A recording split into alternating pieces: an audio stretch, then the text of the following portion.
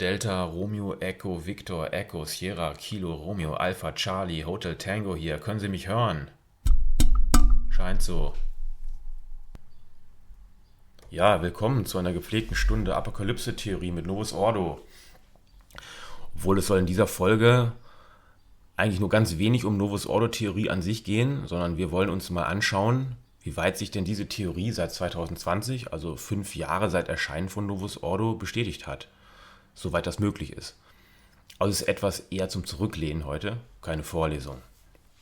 Gut, alles was wir brauchen, ein paar Daten, Begriffe, ist über die ganze Dauer des Videos eingeblendet. Wer das noch nicht gesehen hat, viele kennen Novus Ordo noch nicht, sehen dieses Video aber jetzt auf YouTube, das ist mir bewusst.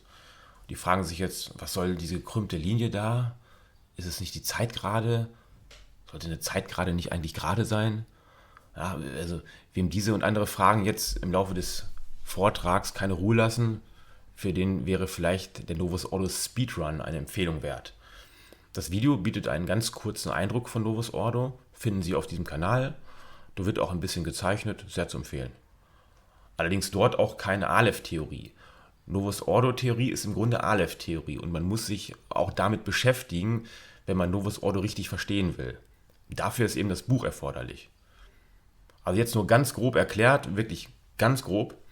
Wir zeigen dort, wie man die Zeitgrade unserer Geschichte mit einer quasi natürlichen, kanonischen Ordnung ausstatten kann, die wir im Buch einfach Novus Ordo nennen.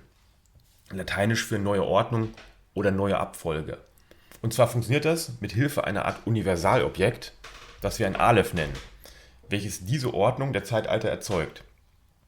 Ganz vereinfacht gesagt. Also das Buch natürlich immer eine Empfehlung, Novus Ordo, eine Einführung in die Apokalypse. Und einen wichtigen Ausschnitt dieser Ordnung, Novus Ordo, sehen wir jetzt also hier eingezeichnet. Nämlich den Zeitabschnitt, in dem wir uns gerade befinden. Markiert durch den roten Pfeil. Eigentlich sind es 2 Pfeile. Und dann geht es noch weiter bis Armageddon. Nennen wir es mal den Endabschnitt der Geschichte. Ist ja noch sehr lang hin, das kann ich hier sagen, obwohl es nicht das Thema ist heute. Es ist wirklich noch sehr lang hin. Bis Armageddon. Ja, bevor wir jetzt loslegen mit der Auswertung unserer Zeit oder mit den Ereignissen, nur ganz wenige Bemerkungen, dass wir uns hier nicht missverstehen. Nochmal für alle, die neu sind, so viele haben das Buch ja nicht gelesen. Wer jetzt sofort in Medias Res möchte, der kann natürlich weiterspulen. Unten befindet sich ja die Kapitelgliederung. Also wichtig, wir reden hier ständig von Apokalypse und das weckt natürlich sofort Klischees. Erstens mal, wir machen hier keine Predigt und kein Bibelgestocher. Wer sowas sucht, ist falsch hier. Der muss zu den Kanälen für Bibelstocherei gehen. Gibt es bestimmt genug auf YouTube. Hier gibt es keine Frömmelei, kein Gepredige, keine Moralphrasen, Autoritätsargumente und so weiter und so fort, mit denen ja immer nur irgendwas übertüncht werden soll. Meistens die eigene Ahnungslosigkeit, Faktenblässe. Novus Ordo versteht sich als Kunst und als Spiel. Aber kein albernes Spiel, keine Spielerei, sondern ein intellektuell redliches. Aber da ist nichts Krampfhaftes und keine kranke Neugierde, die irgendwie befriedigt werden soll. Man hat ständig diese Endzeitspekulanten im Kopf, aus dem religiösen Spektrum zumeist, die Seelengeschäftsleute, Endzeitprediger und so weiter. Also all das schlage man sich ganz schnell aus dem Kopf.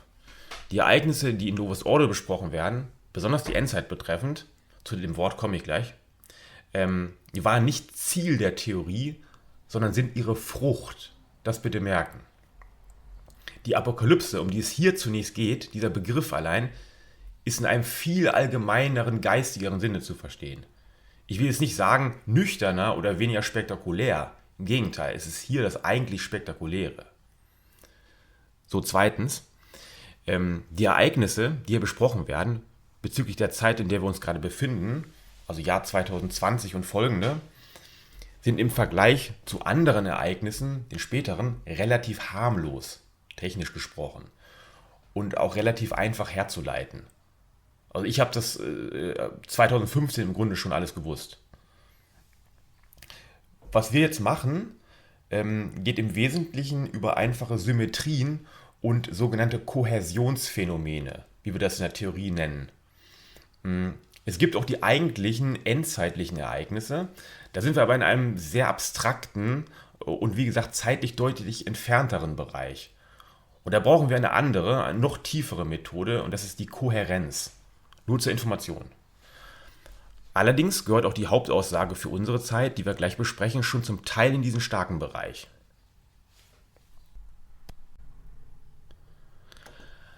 Aus den eben genannten Punkten folgen nochmal zwei wichtige Dinge, die wir noch festhalten wollen. Erstens, weil die Ergebnisse hier Ausfluss einer Theorie sind, sind sie damit zeitunabhängig gültig. Anders als zum Beispiel eine Wahrsagung oder eine Prophezeiung, die absolut wertlos wird, sobald sie zurückliegende Ereignisse vorhersagt. Also man nennt das Ex-Post-Prophezeiungen. Denn Wahrsagungen allgemein als Aussagen stehen einfach im Nichts. Es sind reine Behauptungen, die ihren ganzen Wert, ihren Thrill, wenn man so möchte, nur daraus schöpfen, dass man glaubt, dass sie wahr sein könnten, dass sie sich erfüllen könnten, irgendwann oder zum vorhergesagten Termin. Im Gegensatz zu dieser üblichen Form der Prophetie sprechen wir bei Novus Ordo von Prometie. Und die ist tatsächlich auch rückwärts möglich. Das heißt, Vorhersagen durch Novus Ordo sind nicht per se besser als Nachhersagen. Es ist nämlich egal, dass ich die Dinge, die wir besprechen gleich, schon 2015 bis 2017 konstatieren konnte. Also vor dem Eintreffen der Ereignisse. Hätte ich sie in diesem Jahr gefunden, also nach den Ereignissen, würde das ihren Wert nicht mindern. Denn entscheidend ist ja, dass ich sie im Aleph in Novus Ordo gefunden habe. Die Aleph-Theorie, die Novus Ordo-Theorie, aus der sie fließen, kann sich aber nicht ändern über die Jahre. So wenig wie sich der Satz des Pythagoras ändert. Hoffe, das ist klar. So, damit folgt gleich die zweite Sache. Dadurch, dass die Ereignisse, die wir besprechen, Teil eines komplexeren Symbolzusammenhangs sind, dieses Aleph verleiht ihnen das innerhalb dieses Zusammenhangs eine gewisse Ästhetik. Damit auch eine Evidenz. Also, auch das unterscheidet sie von Prophezeiungen und Wahrsagungen und Spekulationen und dergleichen, die keinen Wert an sich haben und auch keine Schönheit. Die Weissagung, dass in 2 Jahren ein Atomkrieg beginnt, ist nicht schön. Da ist nichts, wo man sagen würde, wow, würde einem höchstens Angst machen. Ja, steigen wir mal an dieser Stelle gleich mit einer kurzen Begriffsunterscheidung ein. Einige dieser Begriffe wurden auch schon genannt. Wir wollen für Novus Ordo folgende Begriffe unterscheiden, betreffend den gesamten Zeitabschnitt vor und nach der Jetztzeit, also dort, wo wir uns gerade befinden. Mehr interessiert uns hier nicht. Da haben wir den Begriff der Endzeit. Wir haben den Begriff Endabschnitt, häufig Endabschnitt der Geschichte. Wir haben das sogenannte Ende der Geschichte, bei mir meist in Anführungszeichen gesetzt. Und wir haben das eiserne Zeitalter. Das sind also 4 Begriffe. Und das klingt jetzt vielleicht pedantisch, begriffsspalterisch, aber das löst sich ganz leicht auf. Das werden Sie schon wissen oder Sie lernen es jetzt. Fangen wir mit dem populärsten an, der Endzeit. Endzeit in Novus Ordo verwenden wir einerseits ganz allgemein, manchmal aber auch speziell. Einerseits meinen wir damit einfach den Umstand, dass wir auf ein Ende zulaufen. Ein zeitliches, terminales Ende. Oder Novus Ordo technisch der Omega-Punkt. Rot dargestellt wieder in der Grafik. Der ist genau festgelegt. Sieht man in der Skizze nicht. Der Endzustand, nennen wir das Eskaton oder das Ende der Welt. Wie Sie wollen. Wie weit wir uns schon darauf zubewegt haben, das spielt in dieser allgemeinen Verwendung des Wortes überhaupt keine Rolle. Aber wir sagen es zum Beispiel schon heute, wenn wir uns auf den dekadenten, oh böses Wort, Zustand unserer postmodernen Zeit beziehen wollen. Also eine sehr unscharfe Verwendung dann. Für den Titel dieses Videos verwende ich ihn auch, allerdings hier eher als Ersatzwort für eisernes Zeitalter. Und einfach deshalb, damit die YouTube-Zuhörer, die Novus Ordo nicht kennen, wissen, worum es hier überhaupt geht. So, dann im Spezielleren verwenden wir das Wort Endzeit als eher technischen Terminus in Novus Ordo. für den letzten geraden Zeitabschnitt, also zielgeradenförmigen Zeitabschnitt vor dem Ende, vor dem eigentlichen Ende, dem Omega. Diese Zielgerade, die wie gesagt in der Grafik hier nicht vollständig eingezeichnet ist, die nennen wir die eigentliche Endzeit. Interessant zu erwähnen, es gibt auch eine Startgerade in Novus Ordo und die ist mit der Zielgeraden identisch. Wir haben also in Wahrheit eine Start-Zielgerade hier. Und wenn wir uns auf den Start und nicht auf das Ende beziehen wollen, dann nennen wir das die Achsenzeit. Also Achsenzeit und Endzeit liegen übereinander. Und die Endzeit überlagert quasi die Achsenzeit. Das ist ein sehr schöner Zusammenhang. Wir wollen hier aber nicht darauf eingehen, was die Achsenzeit ist. Da können Sie die KI fragen, wenn Sie das noch nicht wissen. Ja, so viel zur Endzeit. Jetzt der Endabschnitt. Das ist ein rein technischer Begriff in Novus Ordo. Und zwar ganz einfach. Novus Ordo steht für die Abfolge der Zeitalter. Und der Endabschnitt meint einfach den letzten Großabschnitt dieser Abfolge, der sich natürlich, organisch, kanonisch ergibt. Also aus der Konstruktion sofort ersichtlich. Sowie ein letztes Segment, das eine Kette abschließt. Ganz einfach. Segment, das ist das beste Wort. Also das Segment, dessen letzten schnurgeraden Abschnitt wir die eigentliche Endzeit nennen, wie wir gerade gelernt haben. Aber dieses Segment umfasst eben auch noch weiter Zurückliegendes. Denn der Anfangspunkt, das ist das Jahr 1991. Und das nennt man nach Francis Fukuyama das Ende der Geschichte. Also das Jahr, das wir mit dem Zusammenbruch der Sowjetunion im Wesentlichen und dem Ende des Kalten Kriegs verbinden. Der Begriff kommt also von einem Politikwissenschaftler und wird schon lange verwendet, nämlich bereits seit 1991. Natürlich in einem rein politischen Zusammenhang und nicht wörtlich gemeint als Ende der Geschichte. Fukuyama ist Amerikaner und wenn Sie Geschichte als Englisch History groß schreiben, hat es eine andere Bedeutung, als wenn Sie es klein schreiben. Aber das ist jetzt nicht Thema. So, dann der letzte Begriff in unserem Zusammenhang ist der des Eisernen Zeitalters, der sich in Novus Ordo auf die Jahre ab 2020 bezieht. Und für mich heute fast synonym für alle Drangsale und Zumutungen unserer Zeit steht. Außerhalb hat er sich noch nicht etabliert und man ringt da immer noch nach einem passenden Wort für diese Zustände, die wir global seit 2020 gerade erleben. Egal ob im Alternativjournalismus, in den kritischen Wissenschaften, also Restwissenschaften, die noch nicht vom Staat, von den NGOs gelenkt werden, unter Psychologen, Psychiatern, man ringt um einen geeigneten Begriff da. Übrigens schon vor 2020, als ich an der Vorlesung arbeitete, da kursierten auch schon Namen für ein neues Äon, das irgendwie in der Luft lag schon. Für viele Zeitdiagnostiker damals. Ich erinnere mich noch an einen davon, der besonders hoch gehandelt wurde, so um 2018 rum etwa, das postfaktische Zeitalter. Postdemokratie gibt es auch noch, auch schon über 20 Jahre alter Begriff. Sie sehen, diese Begriffe stellen immer auf einzelne Aspekte ab, die sich damals bereits abzeichneten.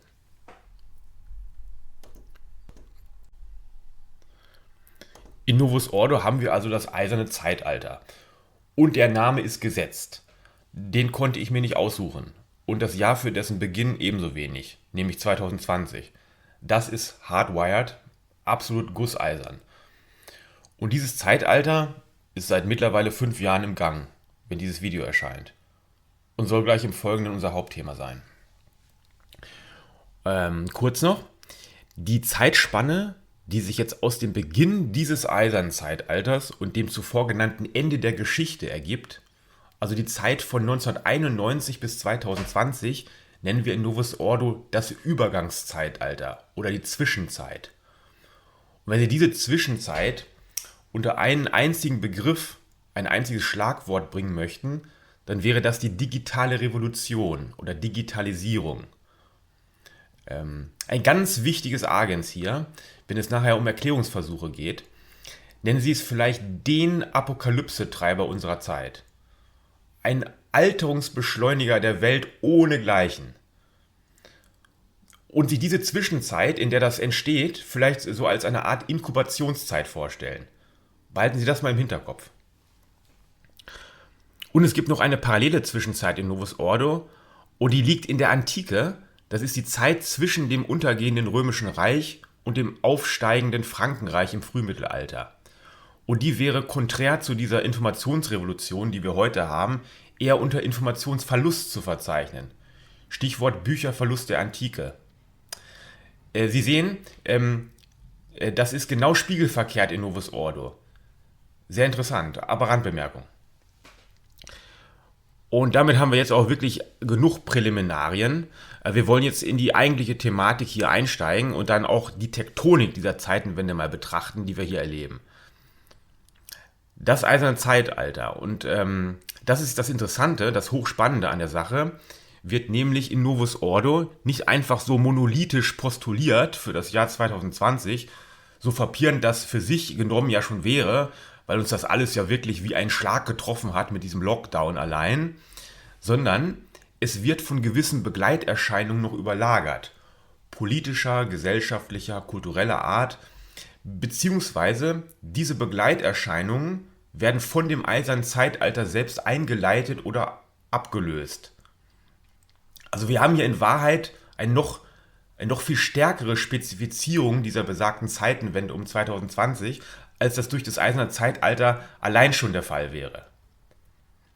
Und genau das sehen Sie auch schön in der Skizze hier veranschaulicht, durch die Farben, durch die verschiedenen Textmarker. Und wenn Sie mal schauen, die Farbwechsel, die ballen sich um das Jahr 2020, das rot markiert ist. Da sehen Sie die 4 Farbänderungen. Schauen wir uns das mal an.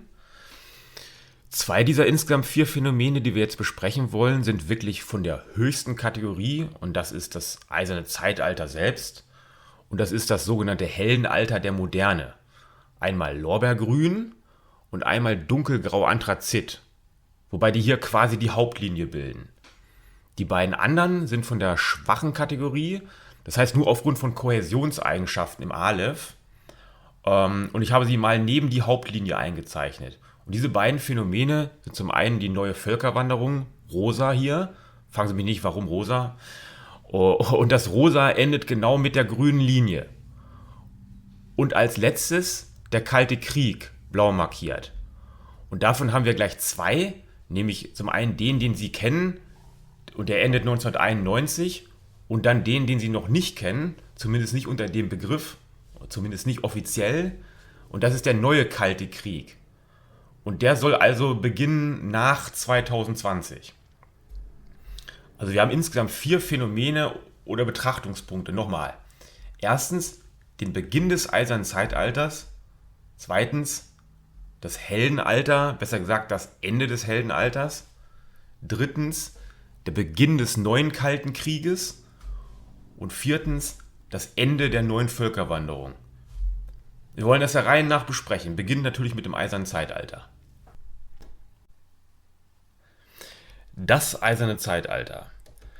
Also, hier ist wirklich mal das Wort Zeitenwende angebracht. 2020. Auch wenn dieses Wort in jüngster Zeit und immer wieder von Politikern und Journalisten missbraucht wird. Da muss ich jetzt keine Beispiele nennen. 2020 ist eine Zeitenwende. Das Eisern steht natürlich nicht im luftleeren Raum. Dieses Zeitalter, die Skizze deutet das ja schon an, ist selbst Teil einer Abfolge von Zeitaltern, einer Zeitaltersequenz in Novus Ordo, die alle auf den sogenannten Metallmythos zurückgehen. Nur zum Hintergrund. Ein uralter Mythos, den wir zuerst bei dem Griechen Hesiod finden. Daher kommt auch das berühmte goldene Zeitalter, von dem die Literatur, die Kultur ja geradezu überfließt. Und diesen Mythos von den Zeitaltern erzählt Hesiod direkt im Anschluss an die Geschichte von der Pandora. Und das alles, besonders diese Metallabfolge, hat in Novus Ordo eine ganz wichtige Bedeutung. Ganz fest verdrahtet innerhalb der Theorie.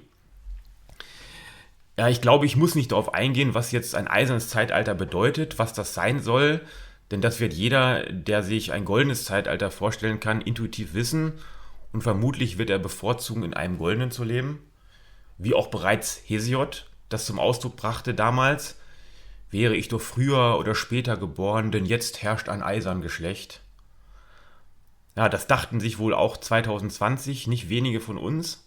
Und viele haben dieses Unbehagen, diesen Ausnahmezustand in Unkenntnis der Metapher des Eisernen für sich selbst einfach mit dem Wort Unfreiheit übersetzt. Zwangsjacke wäre vielleicht auch ein treffendes Bild, um nochmal die Komponente des Wahns und des Wahnsinns, der Geistlosigkeit der Zeit mit hineinzubringen. Ja, es ist ein Starrkrampf, in dem sich die Gesellschaft befindet, ideologischer Natur, ein ideologischer Starrkrampf, der sich heute ja auf jede einzelne dieser medial gepushten Narrative erstreckt. Corona, Klima, Ukraine, nehmen Sie, was Sie wollen. Da gibt es immer nur zwei Gruppen von Leuten, gefühlt.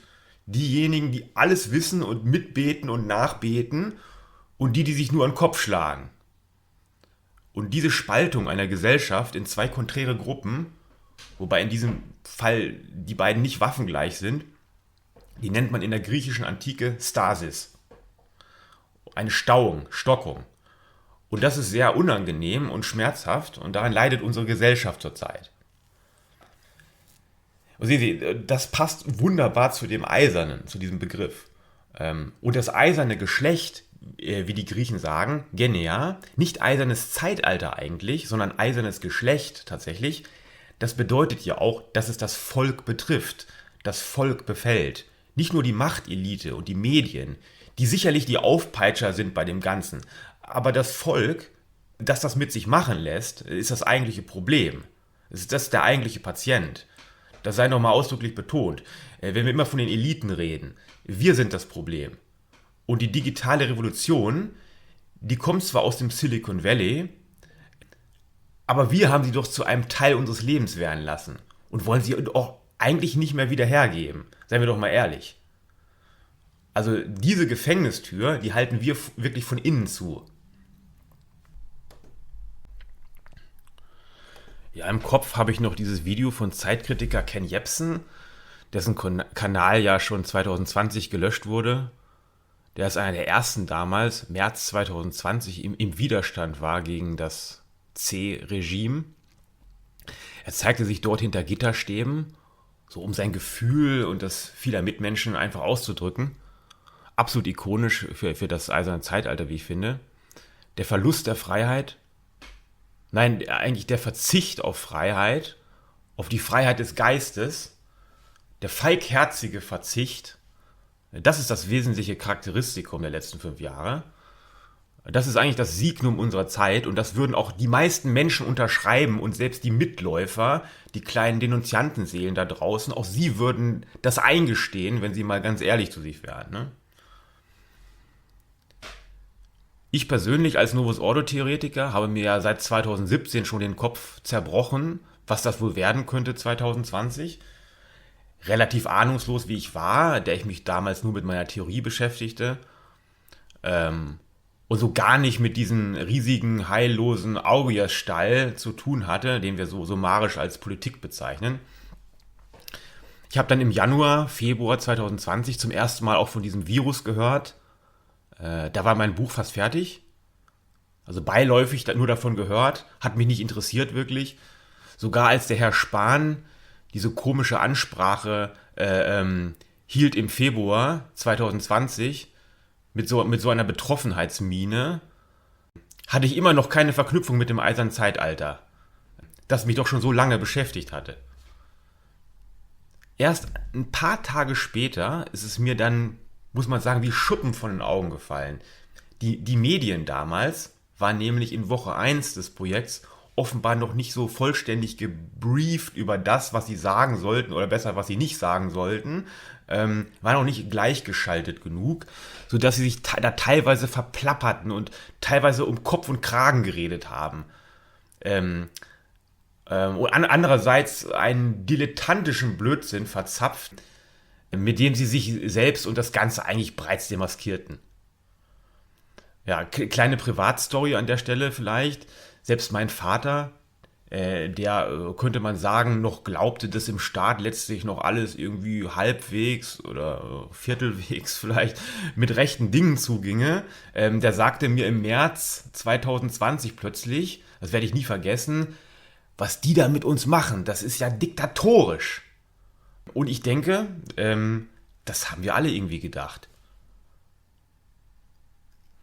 Die Naivsten unter uns dachten vielleicht noch, es werde ein paar Wochen dauern, später dann ein paar Monate, schließlich waren es 3 Jahre. Was dann doch, glaube ich, kaum einer für möglich hielt. Obwohl die da oben, die am Drücker saßen und sitzen, wohl eigentlich keinen Zweifel daran ließen, dass sie das Ganze so lange wie möglich auskosten wollen. Novus Ordo. Novus Ordo sagt, dass dieses eiserne Zeitalter jetzt 90 Jahre ohne Pause andauern wird. Und dass Corona nur ein Zeichen sein würde, ein Initialzeichen. Im PS, also von Novus Ordo, das von März 2020 datiert, da schreibe ich genau das. Tatsächlich war ja nach 3 Jahren nicht Schluss mit dem Wahnsinn, ganz im Gegenteil. Was man dort praktizierte und exerzierte, es wurde ja eigentlich zum Herrschaftsinstrument der Technokratie. Und über diese Filzokratie, sage ich mal, über die selbst und ihre Herrschaftsmethoden, über die liederliche Gesellschaft, die das alles mit sich machen lässt, die sich selbst aufgegeben hat, in ihre Sklavenfunktion ergeben hat, zu haben scheint, ist ja eigentlich auch schon alles gesagt worden, nur noch nicht von allen. Das heißt wohl, dass auch ich noch eine Folge darüber werde machen müssen, auf meinem Podcast. Die Technokratie wird der Titel der Folge sein. Und wenn Sie das hier jetzt hören, wird sie wahrscheinlich schon hochgeladen sein. Schauen Sie mal nach, wenn es Sie das interessiert. Also ich versuche da nochmal die bewegende Kraft hinter dem eisernen Zeitalter irgendwie zu beschreiben und woher sie kommt, in der Form, in der sie heute existiert. Also gerne anhören bei Interesse. Also ich möchte hier in diesem Vortrag eigentlich nicht zu sehr jetzt auf diese rein politisch-kausale Ebene eingehen, mich dort bewegen, weil die Aleph-Theorie, Novus Ordo-Theorie dafür, für diese rein kausal mechanistische Schließweise einfach nicht zuständig ist. Aber ich denke, es ist ganz gut, diese Mechanismen hier wenigstens mal angesprochen zu haben. Denn man fragt sich ja, wie kann das sein, dass wir seit Corona das Gefühl eigentlich haben, die lassen uns nicht mehr in Ruhe.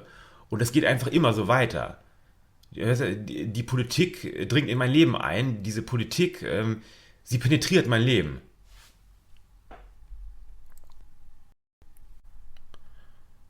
Das ist zum einen der neue Kult Corona, Klima, Regenbogen, der sich wirklich pandemisch ausbreitet in den Industriegesellschaften, insbesondere seit 2020 mit der sogenannten Pandemie.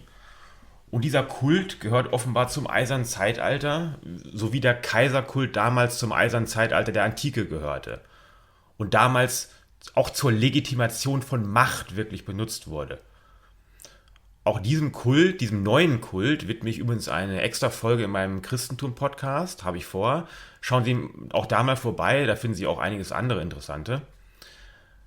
Ja, da kommen wir noch ganz kurz auf das Hauptmachtwerkzeug dieser eisernen Clique zu sprechen vielleicht, die wir jetzt für lange Zeit nicht mehr loswerden, leider. Und das ist ganz einfach, das ist die Krise. Und die Strategie dahinter ist genauso einfach wie offensichtlich. Und das sieht so aus. Erstmal, eine Krise wird ausgerufen, beschworen, ein Krisennarrativ, zum Beispiel Corona, Klima, Russland, geschaffen und kultisch überhöht. Und dieses ist unhinterfragbar. Widerstand wird sofort diskreditiert, niemals wird diskutiert, dann eher gespalten. Und dann zweitens, eine Antwort auf die Krise kommt postwendend und zwar immer vom Staat und die Antwort lautet immer der Staat.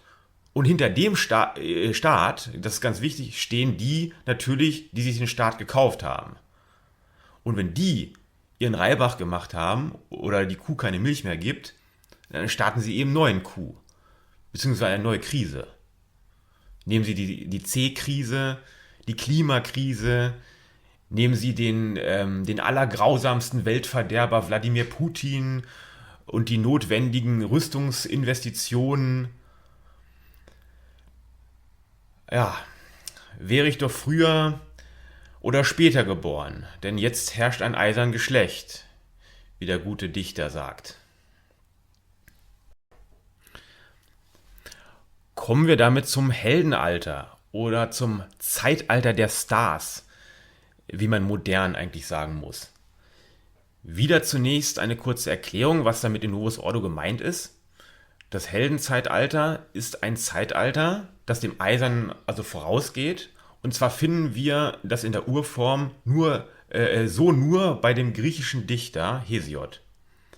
Denn bei ihm wird der Metallmythos, das heißt die Abfolge der Metalle von Gold auf Silber, Bronze, Eisen, noch unterbrochen durch das heroische Zeitalter, das sich zwischen das Bronzene und das Eiserne schiebt. Bei Ovid zum Beispiel später finden wir das nicht. Wichtig zu wissen ist, dass so ein Heldenalter in Novus Ordo dreimal vorkommt. Einmal als das vorgeschichtliche heroische Zeitalter, welches in Novus Ordo genau das ist, was auch bei Hesiod vorkommt. Dann als die uns wohlbekannte Völkerwanderungszeit der Spätantike, die auch eine Heldenzeit ist. Und dann ein letztes Mal im von mir so bezeichneten Zeitalter der Stars, das sich in Novus Ordo genau parallel zu dem in der Spätantike befindet und gleichzeitig die hesiodische Urform überlagert. Aber auf der Skizze sehen wir natürlich nur dieses letzte Heldenalter jetzt eingezeichnet. So, und warum heißt das so? Wieder Novus Ordo lesen. Kurz gesagt, die Stars heutzutage sind das Äquivalent zu den Helden damals. Also wir haben heute Musikstars, Rockstars, Sportstars, Filmstars.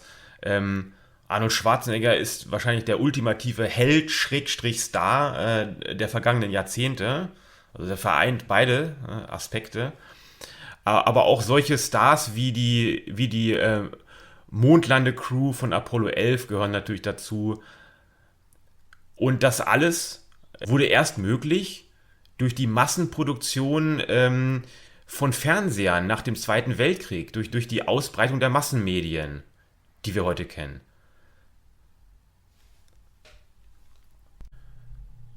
So, Novus Ordo sagt jetzt, dieses Zeitalter der Stars geht zu Ende oder ist bereits zu Ende gegangen im Jahr 2020, in dem Jahr, in dem das eiserne Zeitalter begann.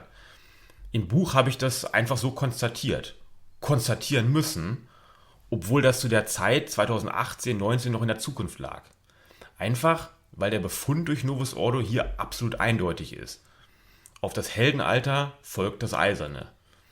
Aber ich habe damals zumindest versucht, irgendein Agens zu finden wieder, also irgendeine treibende Kraft, die hinter diesem Zeitalterwechsel von Helden auf Eisen stecken könnte. Entweder gesellschaftlicher, kultureller, technologischer oder politischer Natur, die eben bewirkt, dass das Heldenalter endet und das Eiserne beginnt. Für mich war klar, und das habe ich auch so dargelegt, unter anderem mit einem Zitat, dass es sich bei dieser treibenden Kraft eigentlich nur um die digitale Revolution handeln könne. Das Internet.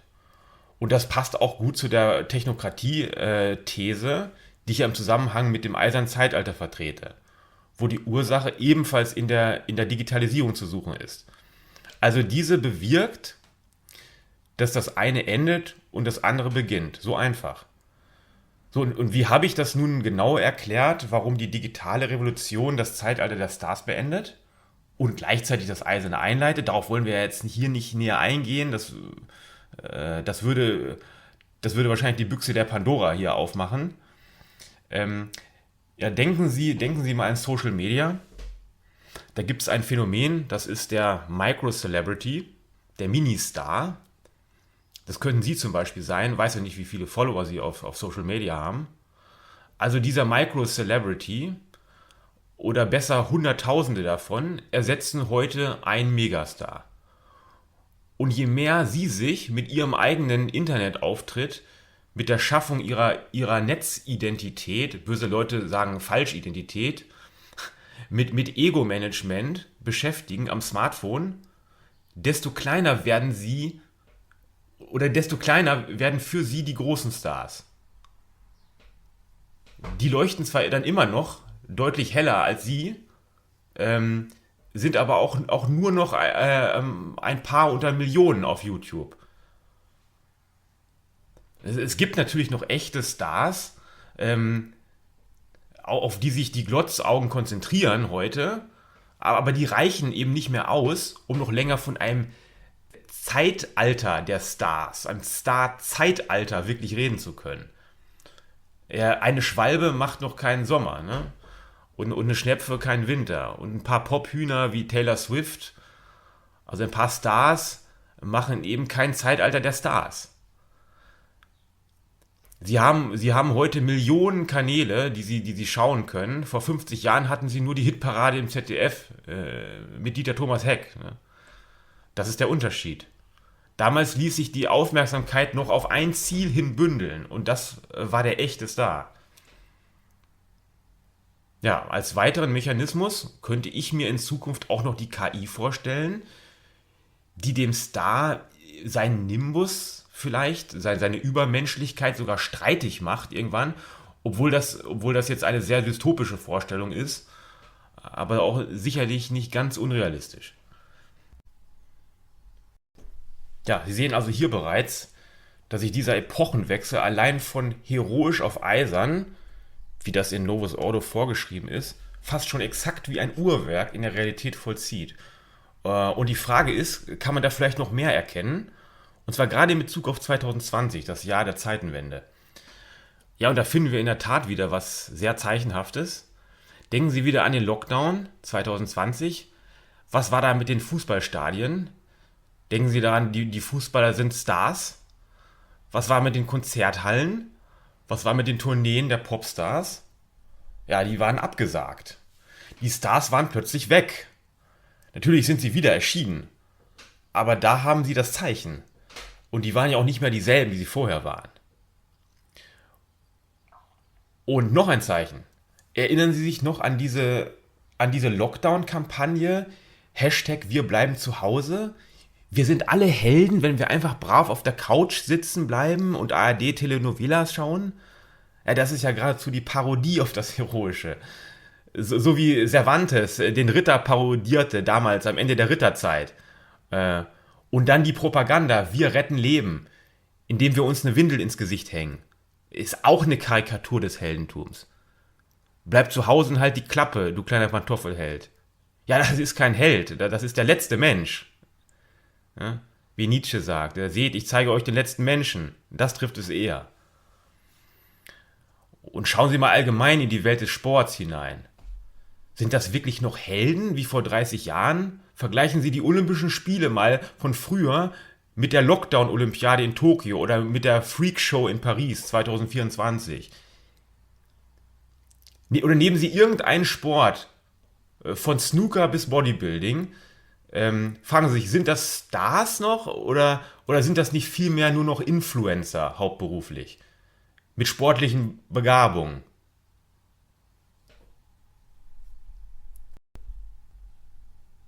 Kommen wir zum dritten Phänomen und es geht weg von den tiefen Symbolen hin zum profanen Weltpolitischen. Der Beginn des neuen Kalten Krieges. Kalter Krieg, ja, wie ist da der Befund in Novus Ordo? Kurz und knapp, also zur Erinnerung, wir haben das Übergangszeitalter von 1991 bis 2020 und Novus Ordo sagt nun, dass es nach dem bereits erlebten Kalten Krieg, der in der Zeit vor dem Übergangszeitalter stattfand, wie wir alle wissen, auch nach der Übergangszeit, und zwar direkt im Anschluss, einen Kalten Krieg geben wird. Eine Fortsetzung sozusagen. Und diesen nenne ich im Buch deshalb den neuen Kalten Krieg. Woher kommt das mit den beiden Kalten Kriegen? Also, wie ganz am Anfang bereits erwähnt, das ist jetzt eine Symmetrie in Novus Ordo mit einer in Anführungszeichen schwächeren Evidenz, also in Anführungszeichen. Und zwar gibt es hier eine Symmetrie mit dem Ost-West-Konflikt zwischen dem Römischen Reich und dem Persischen Reich in der Spätantike, der sich ebenfalls genau um das Übergangszeitalter herum lagert. In diesem Fall natürlich um das antike Übergangszeitalter. Für Näheres verweise ich wieder auf Novus Ordo. Also, wie sieht das nun heute aus mit einem neuen Kalten Krieg? Hat sich das erfüllt? Naja, ich habe damals 2017, 18, als ich das ausarbeitete, natürlich die Krim-Annexion im Kopf gehabt und den Bürgerkrieg in der Ukraine, der ja bereits seit 2014 herrscht. Aber das hätte ich damals nicht unbedingt an erster Stelle jetzt mit einem neuen Kalten Krieg verbunden. Und ich benutze diesen Begriff damals im Buch eigentlich nur deshalb, weil es der Befund in Novus Ordo einfach so verlangt. Russland hatte ich als Gegenspieler der USA eigentlich nur auf Platz 2. Meine Vermutung, die Sie im Buch nachlesen können, Vorlesung 23, war eher ein Wirtschaftskrieg mit China. Dass ein Krieg, also ein heißer Krieg direkt ausbrechen würde, ich schreibe im Buch natürlich explizit Stellvertreterkrieg, es ist ja ein kalter Krieg, hielt ich für kein Muss. Und was nun tatsächlich in der Ukraine passiert ist, habe ich nicht für möglich gehalten. Und ich habe mal nachgeschaut, den Begriff neuer kalter Krieg gab es damals auch noch gar nicht. Weder in Bezug auf Russland noch auf China. Er wird tatsächlich von Diplomaten und Historikern erst seit dem russischen Einmarsch 22 verwendet. Und wäre vorher wahrscheinlich auch übertrieben gewesen. Also es hätte kein ernsthafter Historiker, dem seine Reputation lieb war, damals von einem neuen Kalten Krieg geredet. Aber nach 2022, da ging das schon. Und da muss man sagen, hätte Novus Ordo nicht treffender sein können. Ja? Und wenn Sie heute einen deutschen Minister hören, oder was man eben Minister nennt in Deutschland heutzutage, jetzt aktuell der Außenminister, Russland wird für immer unser Feind bleiben, also die alte Erbfeind-Lehre wieder aus dem Giftschrank geholt nach 100 Jahren, da kann einem wirklich Angst und Bange werden. Also in dieser Aussage allein steckt ja schon die ganze Eiseskälte und Verhärtung, Stasis. Und auch Verachtung gegenüber dem Leben der anvertrauten Menschen, die das ganze Jahr werden ausbaden müssen. Der neue Kalte Krieg. Machen wir den Sack zu mit dem vierten Phänomen, dem Ende der neuen Völkerwanderung. In Novus Ordo ist zunächst einmal die Existenz einer neuen Völkerwanderung wieder durch Symmetrie gesichert. Das liegt ganz einfach daran, dass die Zeit, in der wir leben, das 20., frühe 21. Jahrhundert, Novus Ordo technisch genau parallel zur Völkerwanderung der Antike liegt. Das ist also unsere Parallelzeit sozusagen. Wahr sollte man besser sagen, denn das Jahr 2020 ist auch hier wieder Grenzjahr. Es liegt nämlich parallel zum Jahr 375, dem Beginn der germanischen Völkerwanderung. Und da in Novus Ordo die moderne Zeit geometrisch betrachtet in die entgegengesetzte Richtung wie die antike Zeit verläuft, haben wir mit 2020 somit nicht den Beginn, sondern das Ende einer neuen Völkerwanderung. Und dass wir diese Zeit wirklich erlebt haben, dafür müssen wir hier keine Belege mehr aufbringen. Und nebenbei habe ich diese historische Analogie auch schon von anderen Leuten gehört, in Bezug auf die syrische Flüchtlingskrise zum Beispiel. Also schauen wir uns allein die Migration aus Nicht-EU-Ländern in den letzten Jahrzehnten, insbesondere auch der Merkel-Ära in Deutschland an. In Amerika haben wir entsprechend die Grenze zu Mexiko, über die Menschen aus Schwellenländern in den Westen, sagen wir in Anführungszeichen Westen, weil sie ja ebenfalls aus dem Westen kommen, zum Westen gehören. Also die Einwanderung in die sogenannte Erste Welt. Bezug ist hier also immer der Westen, ja, muss man sagen. Weil wir die Parallele haben zum Römischen Reich in der Völkerwanderungszeit. Und diese Parallele, Römisches Reich zu heute, ist durchaus frappierend, wenn wir nämlich gerade an die US-mexikanische Grenze denken und dabei noch berücksichtigen, dass die USA ja das moderne Römische Reich sind. Denn damals hatten wir den römischen Limes, der um 375 von den Barbaren bekanntlich durchbrochen wurde. Heute haben wir den Grenzzaun zu Mexiko, der in Trumps erster Amtszeit weiter ausgebaut wurde. Man spricht ja pejorativ immer von einer Mauer, medial meistens, wobei sehr interessant, in deutschen Medien wird es ja immer so dargestellt, als hätte sich Trump das Ganze ausgedacht. Dabei wurde der Bau schon unter Bill Clinton begonnen und unter Obama massiv erweitert. Also, das wird nie erwähnt im deutschen Mainstream, weil es vermutlich das Image Trumps als Erzschurke eventuell ein bisschen in Frage stellen könnte. Ne? Als Haken an der perfekten Novus Ordo-Vorhersage könnte man jetzt natürlich sehen, dass die Migrationskrise ja immer noch nicht vom Tisch ist. Sowohl in den USA als auch in Europa und insbesondere in Deutschland. Obwohl diese neue Völkerwanderung ja eigentlich schon vorbei sein sollte. Ja, dazu nur folgende Bemerkung. Tatsächlich hatten wir 2020 mit der Corona-Krise einen gewaltigen Knick in der Migration. Sie ging sogar fast auf Null während des Lockdowns. Und das ist zeichenhaft für dieses Ende, dieses postulierte Ende. Denn die Grenzen wurden wirklich dicht gemacht für ein Jahr. Bei uns, EU-Außengrenze und Amerika, gab es quasi eine Null-Toleranz-Politik, sogar in den ersten Monaten unter Präsident Biden.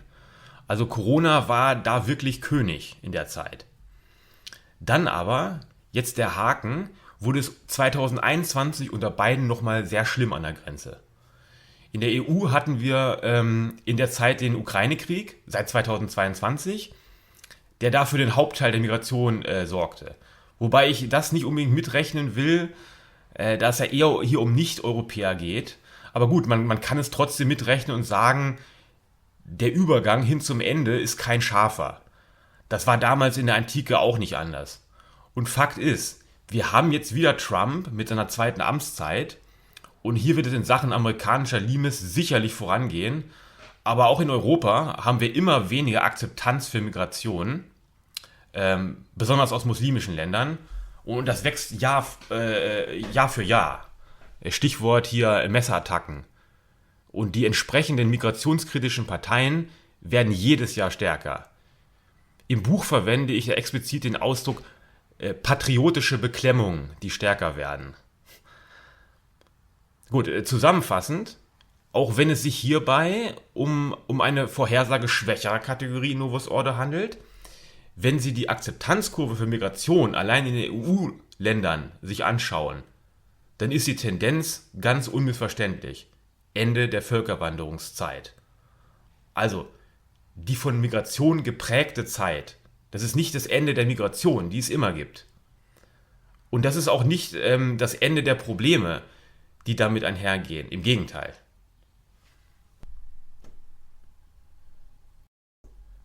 Das waren die 4 Zeitalterphänomene, die wir zu besprechen hatten. Sicherlich noch nicht erschöpfend, aber genug, denke ich, um zu erkennen, Novus Ordo geht seinen stillen Entfaltungsgang. Und das in einer Zeit, die von prophetischen Blindgängern eher, Schreihälsen, Einfallspinseln weiterhin beherrscht wird, medial. Und gerade die letzten 5 Jahre geben beredtes Zeugnis davon wohl ab. Und das müssen wir uns mal in der nächsten Folge der Novus Ordo-Reihe anschauen, in Kürze. Was bleibt für heute? Novus Ordo ist auf Stahl gebaut, Sockel aus Eisen, wir wissen. Etwas, worauf man bauen kann, kein Sand. Ja, denke, liebe Freunde des Novus Ordo und die es werden möchten, dass wir davon einen recht guten Eindruck bekommen haben. Aber mindestens. Also, empfehle mich mit ritterlichem Gruß, Delta Romeo Echo, ihr euer Apokalypse-Theoretiker.